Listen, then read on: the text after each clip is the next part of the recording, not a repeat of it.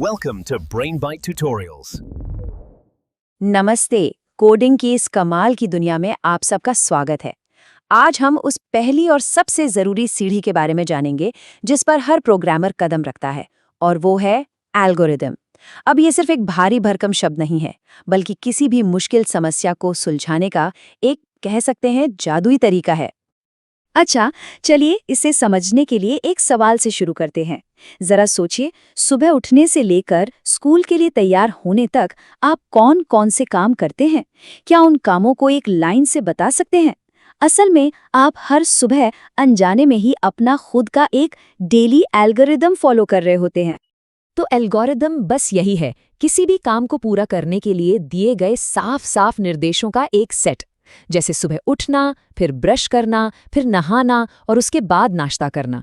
ये सारे स्टेप्स मिलकर आपके तैयार होने का एल्गोरिदम बनाते हैं। है ना एकदम सिंपल?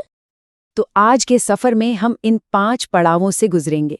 हम समझेंगे कि आखिर ये एल्गोरिदम है क्या, फ्लो चार्ट क्या बला है, ये बनते कैसे हैं।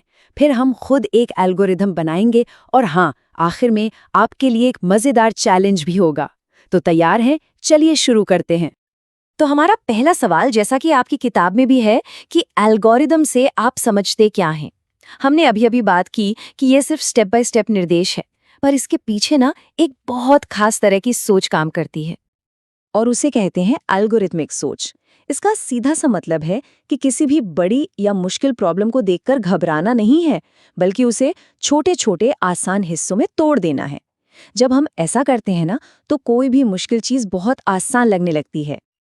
अच्छा, अब इन स्टेप्स को सिर्फ लिखने की बजाय हम इन्हें तस्वीरों से भी दिखा सकते हैं, और इन्हीं तस्वीरों को कहते हैं फ्लो चार्ट।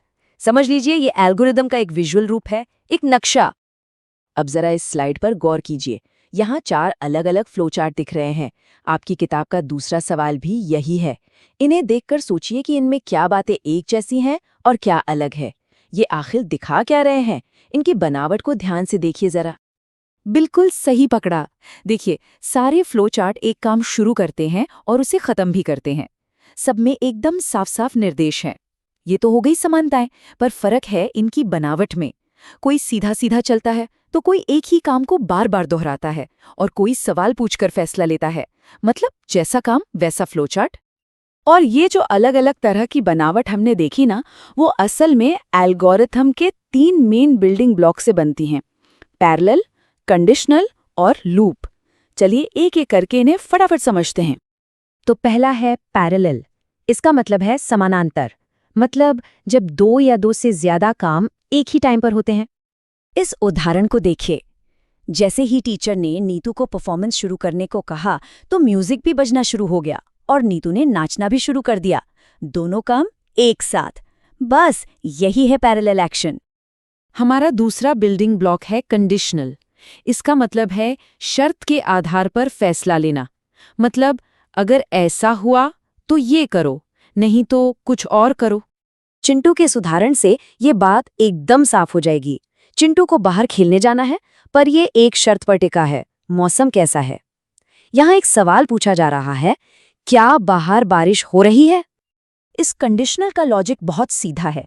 पहले एक सवाल पूछा गया, अगर जवाब हाँ में है तो एक रास्ता चुना गया, चिंटू घर वापस आ जाएगा। और अगर जवाब नहीं में है तो दूसरा रास्ता चुना गया, चिंटू बाहर खेलेगा। ये अगर तो वाला लॉजिक ही कंडीशनल कहलाता है। और हमारा तीसरा और आखिरी बिल्डिंग ब्लॉक है लूप। लूप का सीधा सा मतलब है किसी काम को बार बार दोहराना, चक्कर काटना।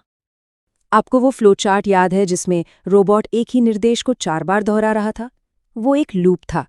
या फिर सोचिए, स्कूल की घंटी का हर पीरियड के बाद बजना, ये भी तो एक लूप का ही उदाहरण है। हम किसी काम को या तो एक तय नंबर तक दोहराते हैं, या तब तक दोहराते हैं जब तक कोई शर्त पूरी ना हो जाए। तो अब जब हम तीनों बिल्डिंग ब्लॉक्स को अच्छे से समझ चुके हैं, तो अब बारी है अपना खुद का एल्गोरिदम बनाने की। आपकी किताब में ये एक बहुत मज़ेदार होमवर्क दिया गया है। आपको अपने फेवरेट खाने की रेसिपी के स्टेप्स पता करने हैं और उसका एक एल्गोरिदम बनाना है।